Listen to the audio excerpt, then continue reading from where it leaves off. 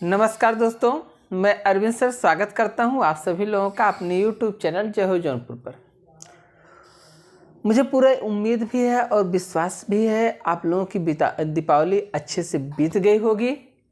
बाकी सभी लोग अच्छे से और अच्छे मन से ध्यान से पढ़े भी होंगे और यह मैं आशा करता हूं, विश्वास भी है कि आप लोग आगे के एग्ज़ाम को जो है पास आउट करेंगे। बाकी जो भी आपका सिलसिला, जैसे आपका हिंदी साहित्य चल रहा था वैसे ही हिंदी साहित्य चलेगा। आप सभी लोग मेहनत करें, परिश्रम करें और टीजीटी पीजीटी की तैयारी करें। साथ में अगर नेट के द्वितीय पेपर की तैयारी करना है तो आप लोग उसकी भी तैयारी जारी रखें। और अगर वनडे एग्ज़ाम की किसी भी हिंदी से रिलेटेड सब पेपर की तैयारी आप कर रहे हैं तो उसमें भी आपका यह जो वीडियो आ रहा है वह काम करेगा, पूर्णतः काम करेगा। क्योंकि कभी कभी आपसे पूछ लिया जाता है ना, जैसे हम लोग नाथ साहित्य को पढ़ रहे थे, कभी कभी आपसे पूछ लिया जाता है कि गोरखनाथ नाथ साहित्य संप्रदाय के प्रवर्तक कौन थे, गोरखनाथ जी क्या थे, मत्स्येंद्र नाथ जी क्या थे, या प्रथम नाथ साहित्य के प्रवर्तक कौन माने जाते हैं, या प्रथम नाथ साहित्य का जन्मदाता कौन था, प्रथम नाथ साहित्य में आदिनाथ कौन थे। ये सब चीज़ें आपसे पूछ लिया जाता है। तो चलिए बिना समय लिए हुए हो आज हम लोग भैया नाथ साहित्य की बात करते हैं। ठीक, आज थोड़ा मैं जल्दी में हूँ और जल्दी में आया तो मुझे लगा कि यार दीपावली की वीडियो नहीं पड़ी है, इसलिए जल्दी जल्दी वीडियो में बनाना शुरू कर दिया। थोड़ा सा मैं जल्दीबाजी में हूँ, इसके बाद मुझे जल्दी से जाना भी है। ठीक, तो मैं सोचता हूँ कि ये चीज़ें आपकी जल्दी जल्दी से कर दीजिए। ठीक, तो अगर हम बात करते हैं भैया गोरखनाथ की, देखिए वीडियो अच्छी लगती है आपको तो आप लाइक और शेयर जरूर करेंगे भैया, और चैनल को सब्सक्राइब करके ही जाएंगे। गोरखनाथ,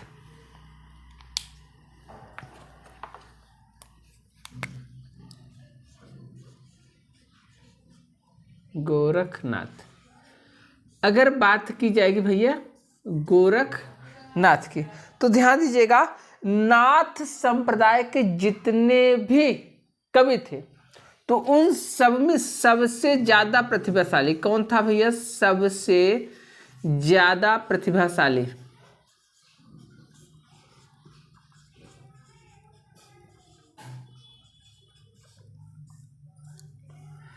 ज़्यादा प्रतिभाशाली कौन थे भैया? गोरखनाथ ही थे। यानी नाथ संप्रदाय के प्रवर्तकों में, या नाथ संप्रदाय के प्रवर्तक की बात मैं कर दिया, नाथ संप्रदाय के कवियों में सबसे ज़्यादा प्रतिभाशाली कौन थे? गोरखनाथ जी। अच्छा, एक चीज़ आप ध्यान दीजिएगा, गोरखनाथ जी के बारे में कहीं कहीं किंवदंती मतलब लोकोक्ति जिसे आप कह सकते हैं, लोगों में ऐसा प्रचलित मत मिलता है कि ये जब भी शास्त्रार्थ के लिए जाते थे, जिससे भी शास्त्रार्थ करते थे भैया, तो गोरखनाथ जी के पास एक त्रिशूल था और ये उसी त्रिशूल को गाड़ते थे और उसी त्रिशूल पर बैठ जाते थे, ऐसा माना जाता है गोरखनाथ जी के बारे में। ठीक, और शास्त्रार्थ करने वाला इनके समान आसन को नहीं जमा पाता था, इसलिए वह शास्त्रार्थ छोड़ के भाग जाता था, ऐसा कहीं कहीं किंवदंती के अनुसार मिलता है लोकोक्ति में। ठीक, और वैसे अगर माना जाए तो ये जो गोरखनाथ जी थे भैया, ये मूलतः क्या थे? मूलतः शैव थे। ये शिव के क्या थे भैया? उपासक थे। और इनके गुरु का नाम अगर पूछा जाए तो इनके गुरु कौन थे भैया? मत्स्येंद्रनाथ। मत्स्येंद्रनाथ आप लोग सभी लोग जानते हैं भैया, मत्स्येंद्रनाथ को भैया मीननाथ के भी नाम से जाना जाता है और इन्हीं को भैया मच्छेंद्रनाथ के भी नाम से भी जाना जाता है। ठीक, जबकि एक चीज आप ध्यान दीजिएगा, इनके समय को लेकर मीननाथ जी के, जो मीननाथ मत्स्येंद्रनाथ जी के थे, इनके समय को लेकर विद्वानों में काफ़ी मतभेद रहा है। लेकिन अगर हजारी प्रसाद द्विवेदी की बात की जाए तो वो जो इनका समय मानते हैं भैया, वह किसका? गोरखनाथ जी का जो समय मानते हैं वो 9वीं शताब्दी मानते हैं।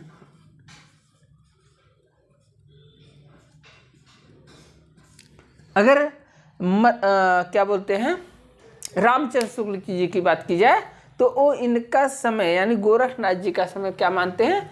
9वीं शताब्दी मानते हैं। अच्छा, एक चीज ध्यान दीजिएगा, पंडित राहुल सांकृत्यायन, पंडित राहुल सांकृत्यायन,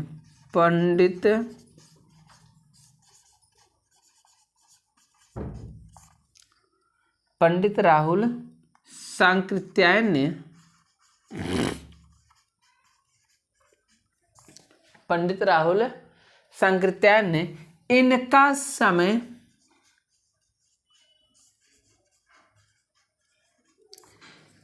मतलब गोरखनाथ जी का समय। ठीक। अच्छा, आज एक चीज हमको भी लग रहा है कि मैं जल्दी जल्दी में ज़्यादा कुछ इधर उधर बोल दे रहा हूँ।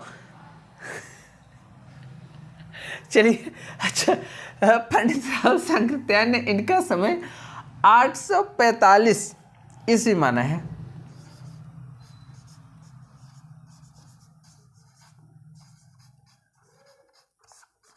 एक जानते हैं, जल्दीबाजी का काम ही लगभग बेकार हो जाता है। ठीक। अच्छा, अगर पीताम्बर दत्त बर्दवाल की नाम लीजिए, बड़थवाल, पीताम्बर दत्त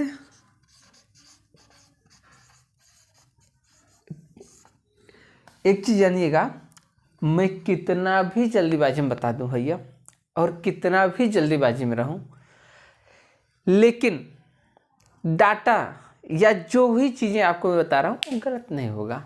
इस चीज़ का तो विश्वास आप भी रख सकते हैं, और मुझे तो पूरा विश्वास भी रहता है, आशा तो आपसे उम्मीद भी तो यही रहती है। ठीक। अगर पीताम्बर दत्त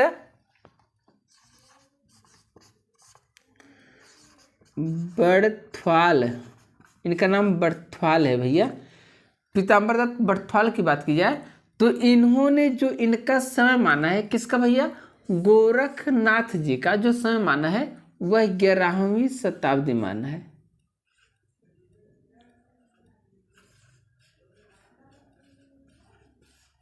यानी पीताम्बर दत्त बड़थवाल ने गोरखनाथ को 11वीं सदी का क्या मानते हैं भैया, जन्म मानते हैं। अच्छा, अगर इनकी बात की जाए तो इनको भैया ध्यान दीजिएगा, मध्ययुगीन साहित्य का नेता कहा जाता है। मध्य युगीन साहित्य का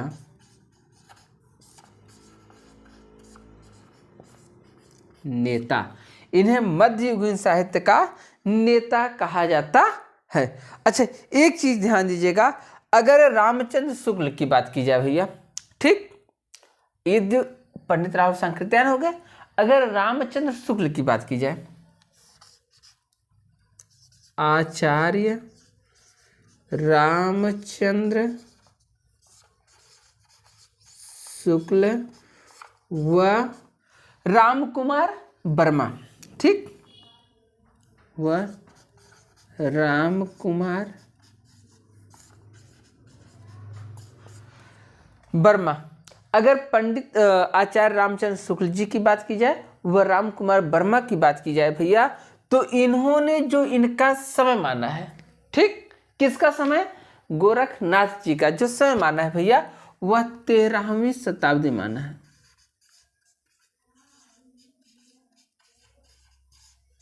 और आप जानते भैया 14वीं शताब्दी में आपके भक्ति काल के महान पुरोधा कबीरदास जी आए थे। 1398, 1300 के बाद जैसे ही एक होगा वो 14वीं शताब्दी हो जाएगा भैया, ठीक, और 12 के बाद जैसे ही एक होगा वो 13वीं शताब्दी हो जाएगा। इस को आप जानते रहिएगा। ठीक। अच्छा,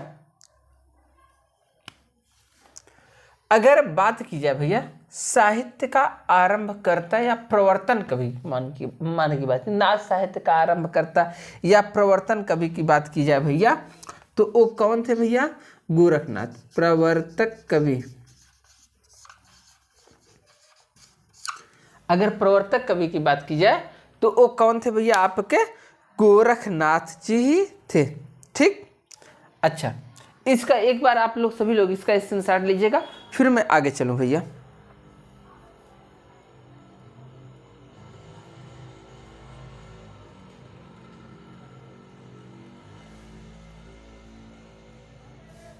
ठीक, चलिए भैया, चलिए, अच्छा अगर बात की जाए भैया हठ योग का प्रवर्तक करता या प्रवर्तन करता किसको माना जाता है, तो हठ योग के प्रवर्तक किसको माना जाता है, गोरखनाथ जी को ही माना जाता है। हठ योग का प्रवर्तक किसको माना जाता है, गोरखनाथ जी को ही माना जाता है। अगर पूछेगा हठ योग का प्रवर्तक किसको माना जाता है, तो गोरखनाथ जी को माना जाता है, जिसमें ह का अर्थ होता था भैया सूर्य और ठ का अर्थ होता था चंद्र। ध्यान दीजिएगा, हमारे यहाँ अगर योग का मार्ग अपनाया जाता है भैया तो दो नाड़ियाँ होती हैं, एक सूर्य नाड़ी एक चंद्र नाड़ी। अब इसके लिए तो मैं आपको साहित्य पढ़ने के लिए नहीं कहूँगा, लेकिन एक चीज़ मैं आपको ज़रूर कहूँगा भैया, कोई भी आपको यूट्यूबर ऐसा नहीं बताएगा या कोई भी आपको पढ़ाता होगा तो ऐसा नहीं बताएगा, लेकिन मैं आपको साफ बताता हूँ। अगर हठ योग या सूर्य और चंद्र नाड़ी के बारे में आपको जानकारी लेना है तो आप सीधा यूट्यूब पे जाइएगा और एक वीडियो डालिएगा, ये योगाचार्य बता देंगे आपको कि सूर्य नाड़ी कौन सी होती है, चंद्र नाड़ी कौन सी होती है। आप अनुलोम विलोम करते हैं, बाबा रामदेव की वीडियो देखिएगा, एक नाड़ी हमारी सूर्य होती है, एक नाड़ी हमारी चंद्र नाड़ी होती है। आपका जो तापमान होता है शरीर का 37 डिग्री सेंटीग्रेड, ये सूर्य और चंद्र नाड़ी के द्वारा ही होता है और इसी से आपकी योग की प्राप्ति होती है। आप ध्यान दीजिएगा, जब दोनों नाड़ियाँ एक साथ चलती हैं तो भैया दोनों नाड़ियाँ एक साथ नहीं चलती हैं, एक बार में एक ही नाड़ी चलती है। जब आपका तापमान बढ़ता है तो उस समय आपकी चंद्र नाड़ी चलती है और जब आपके शरीर का तापमान घटता है तो उस समय आपकी सूर्य नाड़ी चलती है भैया। क्यों? क्योंकि सूर्य नाड़ी जो होती है वो शरीर के तापमान को बढ़ाती है और जो चंद्र नाड़ी होती है वो शरीर के तापमान को घटाती है। और जब आपके शरीर का तापमान 37 डिग्री सेंटीग्रेड बराबर रहता है तो उस समय आपकी दोनों नाड़ियाँ साथ में चलती हैं और जब दोनों नाड़ियाँ साथ चलती हैं भैया तो आप योग को जाकर पढ़ेंगे तो वहाँ ये जो आपका टीका दिख रहा है ना, ये जो टीका होता है यहीं पर आपका होता है त्रिनेत्र जिसे आप कहते हैं और यहाँ पर आध्यात्म का केंद्र बिंदु होता है, यहीं पर ईश्वर का दर्शन होता है। आगे की चीज़ें योगाचार्य आपको खुद बता देंगे, ठीक। तो इस चीज़ को आप जानिएगा और अच्छे से इस चीज़ को आप देख लीजिएगा भैया। यहाँ पर कौन बताया, तो गोरखनाथ जी ने बताया, ठीक। अच्छा, इस चीज़ को आप जानिएगा, सूर्य और चंद्र हठ योग का प्रवर्तक किसको माना गया भैया, तो गोरखनाथ जी को माना गया। अच्छा, एक चीज़ ध्यान दीजिएगा, आज मुझे थोड़ा सा जल्दी भी है और जाना भी है। इसके आगे जो गोरखनाथ जी हैं और इनकी रचनाओं का जो है योग या इनकी कितनी रचनाएं हैं, कौन सी रचनाएं हैं, इसको मैं भैया आगे पढ़ूंगा। और एक चीज़ आप ध्यान दीजिएगा, जम के तैयारी करिएगा, मैं सीटेट का पेडागाजी लेके आने वाला हूँ हिंदी का, और बेहतरीन पेडागाजी, अगर कहीं ऐसी पेडागाजी मिले तो बताइएगा। बाकी सभी लोग वीडियो को लाइक करें, सब्सक्राइब करें, चैनल को आगे बढ़ाएं भैया। ढेर सारी शुभकामनाएं और बधाइयाँ। मुझे आशा है, उम्मीद है आप मेरे विश्वास को कायम रखेंगे। धन्यवाद।